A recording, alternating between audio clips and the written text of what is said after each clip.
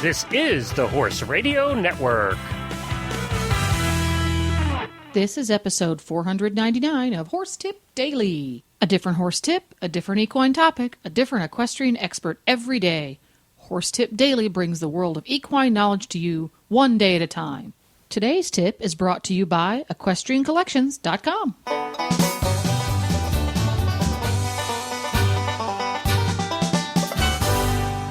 Hi, Coach Jen here, and thanks for tuning in to Horse Tip Daily.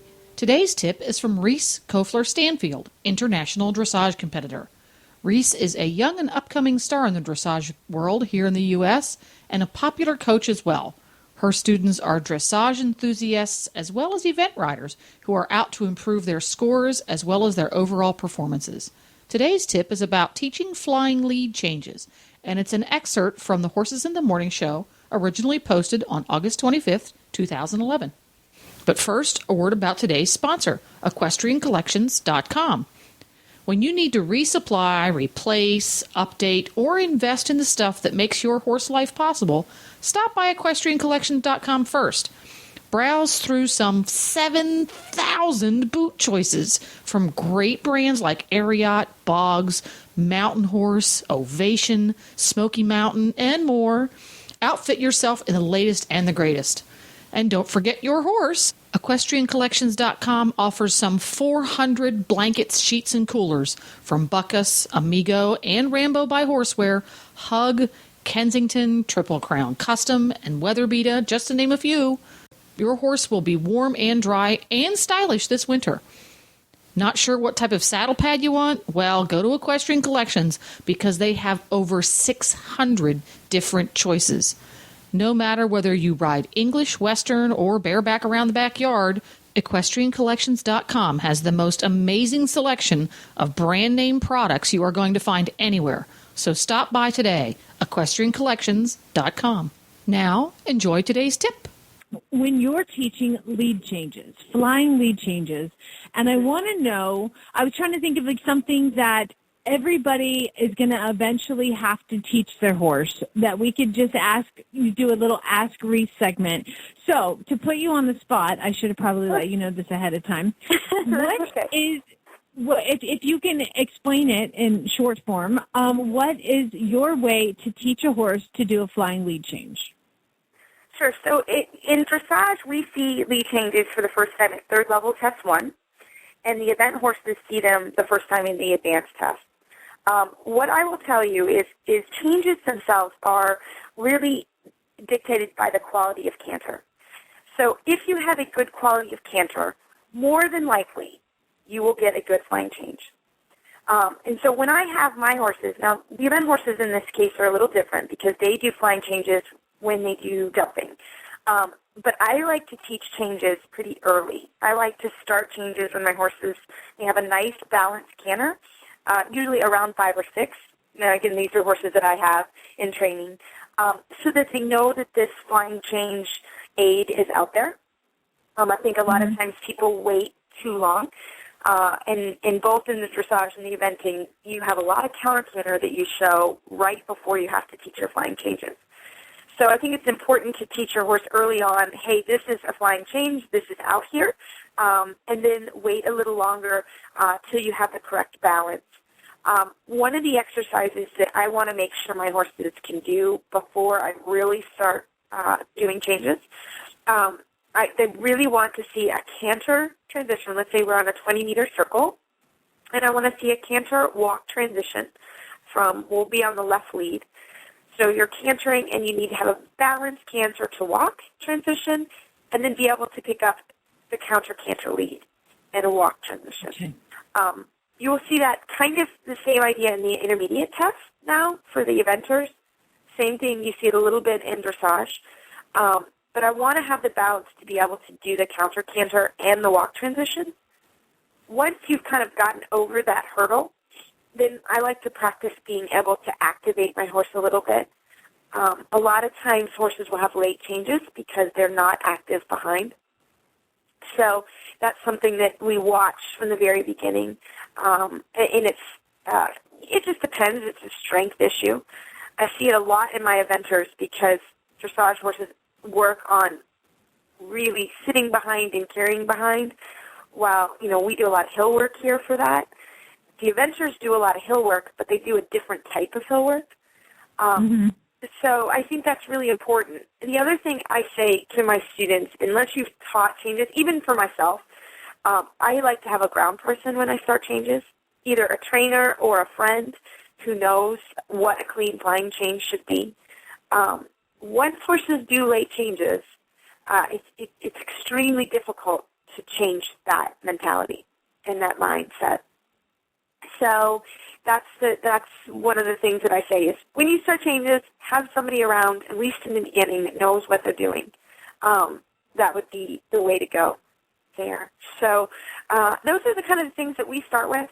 We start with balance. We start with the quality of canter. The canter walk is one of the things. A late change is a change where the hind leg and the front leg do not match. Typically, the hind leg is one stride late. Basically, the horse changes up front, then takes another step and changes behind. You see that a lot I think mostly prevalent in the hunter world, where they take a horse and they come down the line of jumps, and then they just kind of pull the left rein, and the horse switches in the front, switches to, say, the left lead in the front, but is still cantering on the right lead behind. Right lead behind. Now, that would be, they call that cross-firing, cross-cantering, but then they will switch it a little bit later, and in this case, what you're saying is one stride later.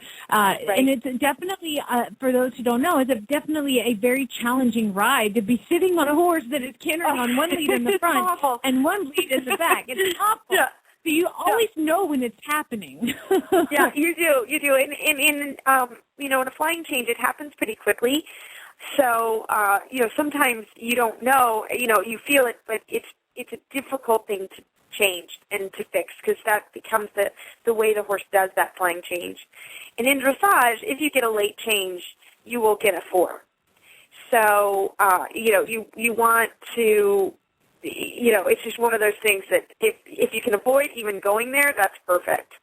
And another way people do teach changes, I don't do it as much, is using a pole on the ground for flying changes. Again, my horses don't know enough about poles that they kind of clue into it. and I, honestly, because, so my event horses would. But when I go to ask for a flying change, let's say, again, you want to look at your quality of canter. If your horse is cantering and he's up and in front of you and in front of your leg and a nice balanced canter, if you ride on a short diagonal, a short, line, and go into a corner, typically they will do a change. Now, again, if it's late or not, that's where it comes into the technicality of the changes. But that's a good way to do it. Sometimes on my young horses, I'll just canter across the diagonal, and if I have a good canter, I go ahead and ask for the change and see what I get. The other way I like to do it, and again, these are with the older horses. In the beginning with the young horses, we're just playing. It's just so they kind of know that is out there, and I don't get so technical about late changes and that kind of thing. But when they get older, a lot of times a horse is slower on one hind leg or the other, and that's where it gets to be a bit of a challenge. So another thing that I do is I ride a teardrop loop. So let's say I go to E, and then I want to push the horse back toward the rail, and then after the flying change. That's another way that you can do it. Changes are tricky, I will tell you. They are one of the hardest things to teach. So that's why I tell people, if you ever want to go to a clinic or, work with your trainer, that's the time. Because once you do it a few times and you have a system and a way that you like to do it, then you're in good shape. But, in the first time you teach changes, I would suggest, just go to your trainer for the first couple times, or get it videoed so you can see kind of what the mechanics of your horse, what your horse is doing. Okay. I've been taking notes because obviously, I think this is a great topic for a lot of people, but it was kind of more asking for me. However, because I'm working on this horse right now, Reese, and when I go, I can canter half pass. He's fantastically balanced. I think his level of fitness it just needs to get better, because what he does is we'll canter half pass across the arena. I'll ask for the flying change in the corner, and he just starts a bucking. I'm not like bucking like he's going to buck me off, but like he really bucks like twice and then gets the flying change and then canters on. Is that just a weakness? Yeah, it sounds like a weakness. You know, one of the things that you could do with that horse is in the half pass, instead of go ahead and do your half pass, let's say, to the left, and then in the half pass you can bend him to the right and really put your right leg on. So you're asking him to really get stronger on the right hind. Typically your right hind is your weaker hind. And don't ask for the flying change. Do that a few times as you ride him. Bend him to the left, and then bend him to the right, so you're technically right yielding, and then bend it back to the left. But as you bend him to the right, you want to really activate that new inside hind leg. And see if that helps. But it sounds like that probably is a fitness. If he knows what to do with the flying change, he understands the change, then it sounds like he's just struggling to do it. Kind of like Black Beauty pulling up the mountain.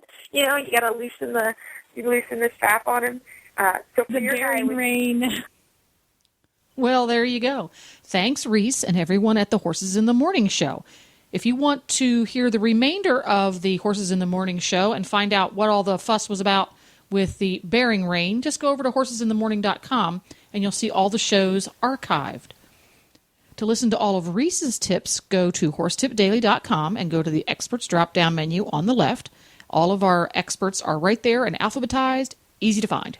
You can also go to maplecrestfarmky.com and see what Reese is up to. She's got some great stuff up there and an interesting blog. She's a great writer. Please stop by the Horse Tip Daily Facebook page and let us know what you think of the tips you hear on the show. It's also a great place to tell us about topics you'd like to hear us cover. You can subscribe to all of the great shows on the Horse Radio Network through iTunes or Zune and get your horse podcasts automatically downloaded to your iPod, Zune, or MP3 player. I'll be back again tomorrow with another new expert and a different horse tip. Until then, go ride your horse! The Horse Radio Network and the Horse Radio Network hosts are not responsible for statements of guests or their opinions. Use your own judgment when listening to the tips provided by the experts on Horse Tip Daily.